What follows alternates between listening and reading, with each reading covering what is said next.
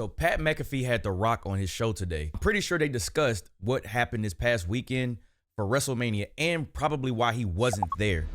Because everybody was expecting him once we saw Travis Scott. So let's go ahead and check this out and see what the final boss has to say. All roads lead to the main event of WrestleMania. WrestleMania There we Sunday, go. night 2 in Las Vegas. Here we go. What were your thoughts whenever you're watching that? Obviously, you're pulling for John Cena, who's your guy. Are you texting him before the match? Are you giving him heads up? Was there a thought of you coming and maybe having to involve yourself a little bit just in case Cena wasn't able to get the job done? Because the American Nightmare Cody Rhodes is in the middle of his prime right now, in the middle of his run. What were your kind of thoughts going into the night? And what was your expectation of John Cena going against a very, very, very great champion in Cody Rhodes? Very great champion in Cody Rhodes. Now, keep in mind, for us here and all the fans, speaking as DJ, as Rock, director of the board. See, hold on. I like that. Because Rock understands how the internet works today. So the fact that and I hope people don't just overlook what he just said. He said he's talking from The Rock, not The Rock, not the final boss. He's talking from Dwayne Johnson, the director of the board.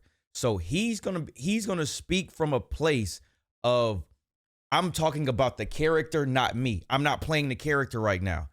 And I feel like they have to do that now with how smart fans are, how much they know, how much they have peeled the curtain back.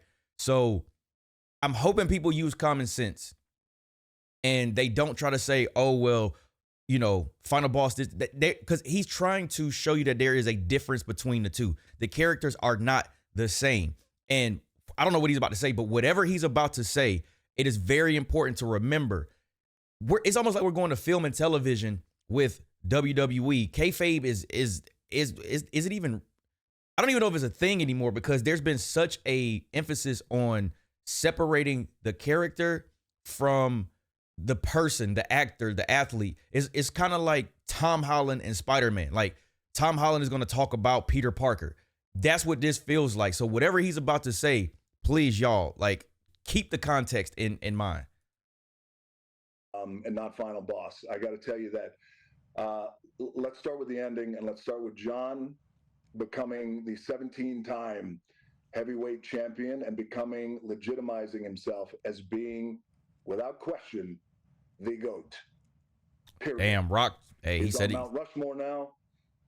Got to kick a guy off to put him on. I still got Rock on mine, though. I think now Dusty goes in the back. He was always on my Mount Him and Rushmore. Austin, they kind of share a space. He goes on the back there with me. I'll be raising my eyebrows back there in the back of Mount Rushmore. But, you know, I think that, you know, the way John, at the end of the night, John raising that title, that was the bottom line. That was the North Star. And I loved it. And I love that moment. I think he's going to go on to have this insane run as a heel. And what I love about this, what I love about John is, you know, I like to think that I keep not only my finger on the pulse of things. You and I have talked about this. Don't keep your finger on the pulse. Put your whole hand on the pulse of things. And that way, things meaning the fans and their sentiment. Yeah, and he just said it. I love that the fans are so engaged. They're so connected to John's heel run now. I see a few fans saying that, oh, well, I really don't believe he's a bad guy, so he's playing a bad guy. But here's the thing. You don't have to believe that he's a bad guy. You know why? Because he's not a bad guy. He's a good guy. Good guy, I mean, I've known the guy for 20 years. We've gone up and down, to hell and back.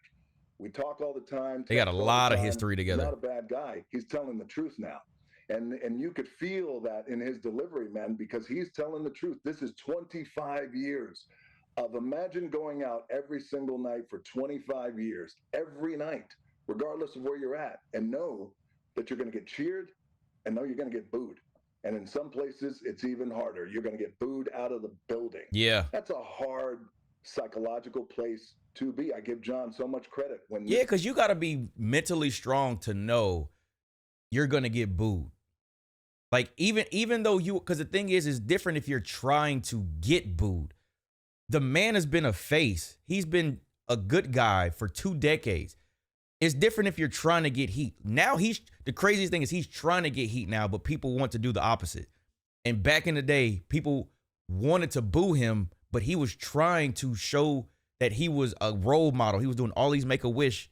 He was cashing in all of these Make-A-Wish with like the Make-A-Wish kids and everything. And it's like, oh, so you want to cheer me now that I'm a bad guy or a heel or whatever you want to call me? But I'm really speaking from a place that's very real. I've given y'all 2 decades of my life trying to be good, and you pretty much shat on me the entire time. And now I'm over it. I'm over it. I'm going to be straight up. I'm going to be real. I'm going to do exactly what I want. I'm going to say what I want. And now they want to cheer him. It's kind of it's weird. I'm not going to say it's weird. Not weird. It's crazy that that's the case with fans, especially because, again, I'm not one of the people who watched John Cena in real time from his come up, because that was around the time that, like, I think I was in college. I think I say this all the time. I was in college around that time. So I was doing like other stuff around that time. So I didn't really watch around this time period. But people who grew up watching John Cena, and those are the people that I'm really interested in knowing, like, you booed him out of the building and now you want to root for him. I don't know. That's got to be crazy knowing that you're going to get booed and you're not supposed to be booed. In Toronto Elimination Chamber, which we're going to get to in a second, I said, brother, I give you so much credit, and I hope you are exhilarated right now, because what you are attempting to do takes guts, and you are putting it all on the line, because there's no blueprint for a heel John Cena. Never been done. Not this way. Look at the books and go, okay, when John turned heel back in 2015, it worked well. Here's what happened well. Here's how we're going to make it improve. We don't have that. So he was creating it as he went along. He was crossing T's and dotting I's as he moved forward. And I thought he was brilliant. And I can't wait to see this heel run for the rest of the year. Who knows what's going to happen? Travis took a good crossroads too. Just FYI. Specific amount of dates that we have John for. And I love his connection to the audience. Again, he's not a bad guy. He's not trying to play bad. He's just talking the truth. And he said, hey, I'm fed up with this shit. In terms of Thanks. Really messed up relationship that we had. Okay, so with the fans. So I got a call about a month before Elimination Chamber. I get a call from Ari Emanuel, who we know owns TKO. TKO owns WWE. He's been my longtime business partner and one of my best friends for over 20 years. He said, we need help at Elimination Chamber. Ticket sales are a little slow, but beyond that, he goes, what we are finding is with Elimination Chamber, it's become the pay-per-view that's been interesting. Fans have had fun, but it's also the conduit to WrestleMania. Yeah, it used to be Fastlane. Create a Elimination Chamber that people must tune in to see. How do we create that? And he goes, right now, we don't have that. And he said, will the final boss show up? I said, well, let me give it some thought and let me get back to you. So I gave it some thought. I got back to Ari. I got back to Triple H and Nick. We had a call. And I said, I have an idea. What's most important to the final boss? The most important thing to the final boss isn't titles. It's not money. It's not fame. Been there, done that, and grateful for that. Final boss wants your soul. And what does that mean? What that means, that doesn't mean, hey, the final boss wants you to act like this, be like this at his beck and call and treat you like crap and make you do all these things that are unbecoming or embarrassing. That's not what the final boss wants. That's not how the final boss flies. No.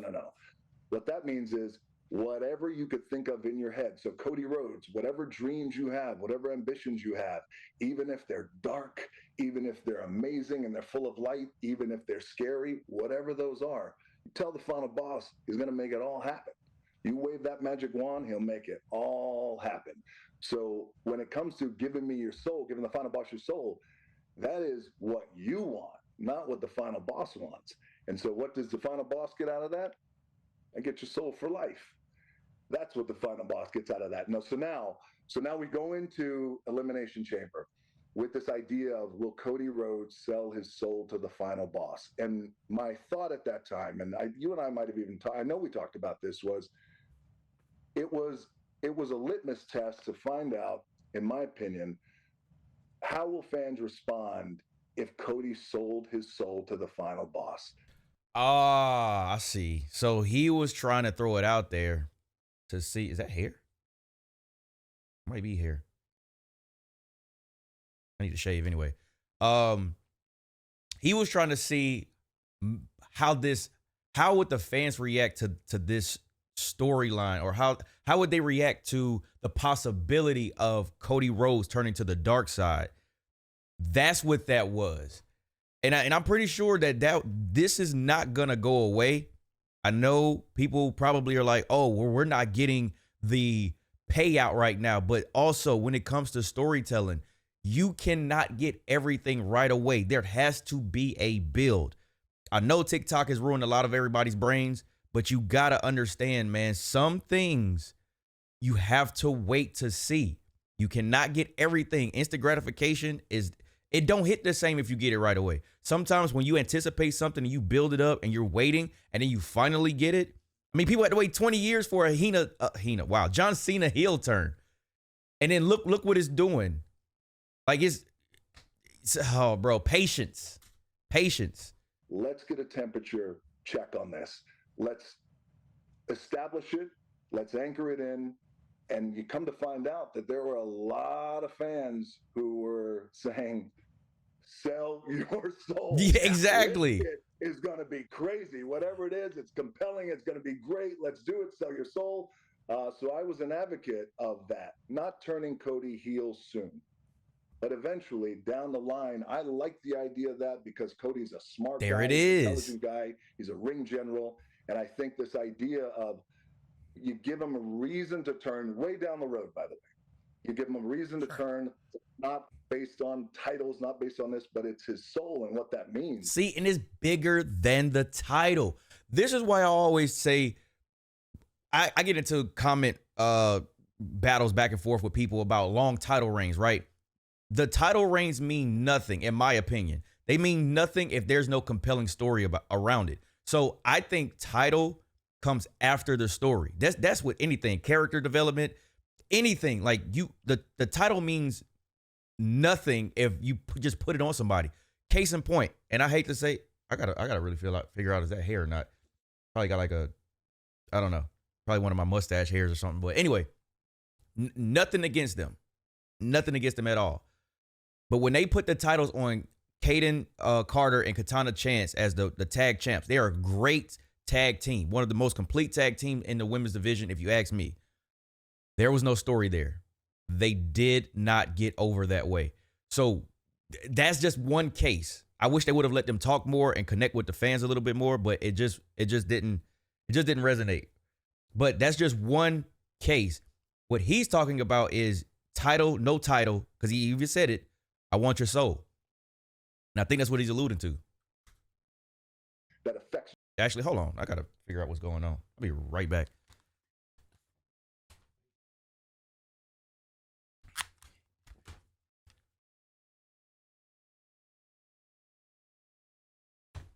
All right, come to find out, it was one curly ass piece of hair from my mustache. I had to just shave it off real quick because that was annoying. But all right, we back.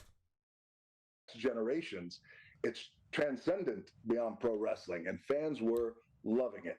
As we got closer to Elimination Chamber, we were kicking ideas around, myself and Triple H, and that's the fun part, by the way. I've been kicking ideas around with Triple H for 20 years, dude. Just always having a great time with him and Nick and my team as well. And Triple H said, you know, what about this? What about John turning? W decision. I love it. W decision. I love it. The next question is you got to talk to John, see how he feels about it. And, you know, in a moment where you have this shift and click moment, and it happened to me when I was a pure baby face. I got booed out of the building. Rocky Maivia. Yep. And they took the title off me my rookie year, and they sent me home. The summer of '97. That's crazy. I didn't know what I was going to do. I just knew this is not going to work. That's crazy to think about. Future in pro wrestling. They sent The Rock home. That's insane to think about. And obviously, this is all in retrospect when he was Rocky Maivia and he just was not connecting. The die, Rocky die, all of that. But a heel turn can just do so much, bro. Like, I get a call from Vince and says, I'm going to bring you back as a heel and be part of the Nation of Domination. I said, that's great. I love it. But just give me 2 minutes on the microphone to speak from the heart. And he did that, and things changed immediately that night. It's the same thing with John. John loved this idea of turning heel, but he's like, but you know what? There's an anchor here that I'm going to root it in, which is a real thing that I've been experiencing over the years. And past that's 20, what's 25 so years. fire. So when we were moving forward with John, and this idea of him getting crowned at WrestleMania, and becoming 17 and turning heel. I'm sorry, and then being a heel champion.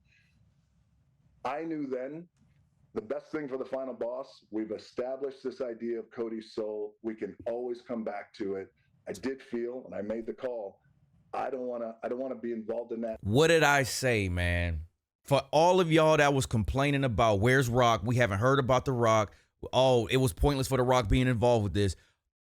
All they had to do was put it out there. They did not have to cash in on it right away. And obviously, they can always come back to it. But you're so worried about instant gratification that you're not even paying. Like, Rock's involvement with Cody and Cena, it was a sleight of hand. We're sitting here. Cody has this decision he's got to make. Is he going to turn heel? Is he not going to turn heel? Like, is he going to be the bad guy? Nobody's thinking about John. Maybe it was one or two whispers, but nobody thought it was legitimate. It's just wrestling fans throwing shit at a wall. And they actually pulled the trigger on it. And The Rock selling his soul, or Cody selling his soul to The Rock, was the main focus. And here we are with the heel turn. And we haven't seen The Rock since. They put the idea out there, and it's something that he said, it can come back so much later, man. It just doesn't mean that it's never going to happen. Y'all just got to be patient. And I really hate where we are with fandom now, because it feels like we talk more about how to be a fan, how to enjoy the product, than what is actually happening in the product, which is very unfortunate. Step back. Let the final boss step back into the shadows. Let all the spotlight go to John. Let it go to Cody. Let's not make it about Cody's soul eventually, or John's soul. No, let's let them do what they do. And I called John after Elimination Chamber. I appreciate that. Cody, he took himself out of it. I think the final boss's work is done. We've established it. We just pulled off the greatest angle in the history of professional wrestling, other than Hulk Hogan turning heel back in the 90s. I said, this is amazing. Ash at the beach. 6 weeks. Now, let's build. You guys go and crush it. And I'll be right there with you. And I'm always here if you need me. But I think it's best for the final boss not to be involved in that finish. You guys go. So they had 6 weeks to plan for that. So I love the finish of the match. I would have finessed things a little differently on how they got there, but that's just me creatively. There are a lot of minds in the room. That's my thought. But still, ultimately, the bottom line was I love John getting 17. And I never had a concern about John pulling this off. My thoughts are always to Cody, because of what we've established with him and his story, and the kind of babyface that he is. So if done right, and I think if finessed right, and if nuanced right, down the road, that guy not only has an incredible babyface run again as champion, but also just an unheard of run as a heel. Yeah. Down the road. Let's talk about you saying the final boss needs to step away to, kind of let the spotlight be where it should be with John and Cody, who, potentially you talk about John being the GOAT. There's a chance Cody, when it's all said and done, is also trying to... See, and here's the thing, right? Because I know some people are going to be naysayers about The Rock. They're going to say, well, oh, you were busy. That's why you couldn't make it. Don't try to say that you couldn't, that you took yourself out of it, this, that, and the third. You couldn't be there because... No, honestly, what he's saying makes sense. Rock was there for the sleight of hand. John turned heel. Why not have everything be about John and his last year? And he's creating history, 17 championships, never seen it before. Why is that so hard to believe that he would do that? Like, do y'all really think that man is that selfish to where, since he couldn't, there was really no reason? Because I'm so confused. I'm short-circuiting right now. Everybody was complaining about him inserting himself with Cody, right? Ended up being one of the best WrestleMania endings ever because people now are loving what happened. But going into it, people were complaining. It's always hindsight, always hindsight. But this time he's saying, I played my part in the beginning. We laid a foundation. I was there for the sleight of hand. Y'all didn't see this coming. Now I'm a fade to black. Why is that so hard to believe? Because I know people are going to try to discredit him. For a spot on that Mount Rushmore rock with his dad on the backside with you raising your eyebrow. A lot of people just assumed you were going to show up. just assumed you were going to show up. So when Travis Scott comes out, they think there's a chance. Oh yeah, I thought that was. I thought he was coming out after that too. Union from the Elimination Chamber. What are your thoughts on Travis Scott getting involved?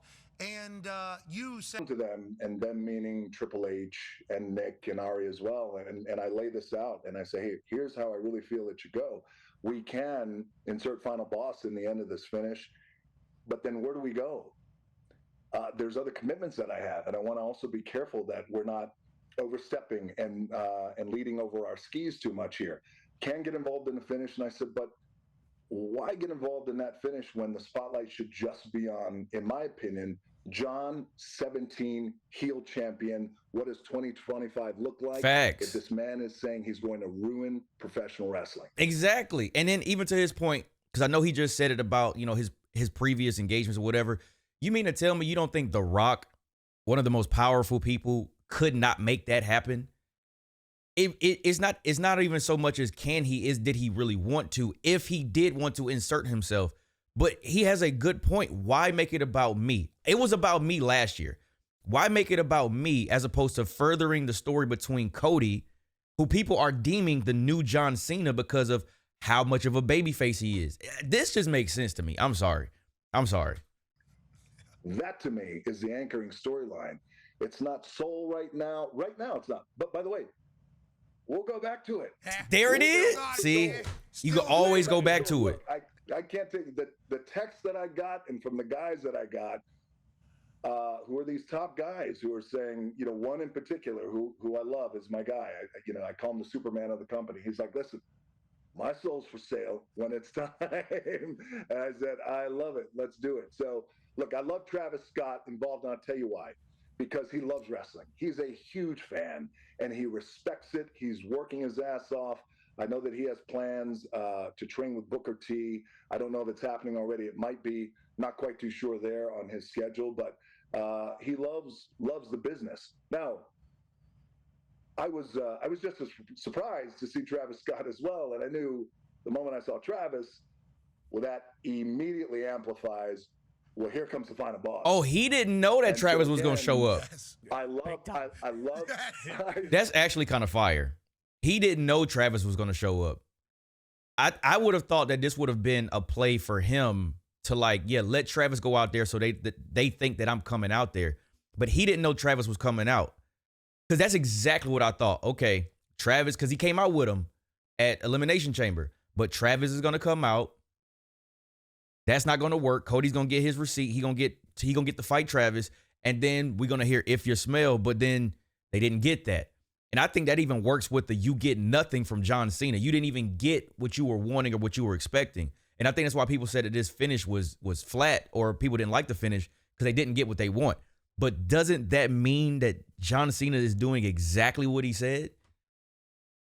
Yes, they were waiting. Yeah, I think I texted you. I texted you as it was happening. This man could just text Rock all willy-nilly is crazy. And I was like, no, dude, I would tell you if I'm coming out. I'm not kayfabing you. But again, I loved, at the end of the day, North Star, John Cena, heel champion, 17, the GOAT, says he's going to ruin wrestling. Now we tune every week every week to see how it happens, how that goes down. Some parts of it I would have just adjust a little bit more. I would have finessed it a little bit more. But it was a great WrestleMania. I think you all should be incredibly proud. Absolutely. Would have been awesome for Oh, man. I'm telling you. for an absolutely ape shit, but the next time it does, it will go crazy.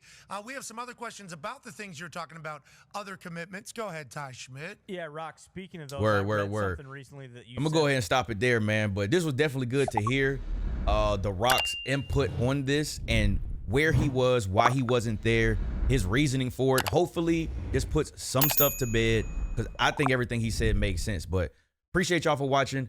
If you're not, consider subscribing to the channel. Definitely hit that like button. And till next time, I will see y'all in the next video. Peace.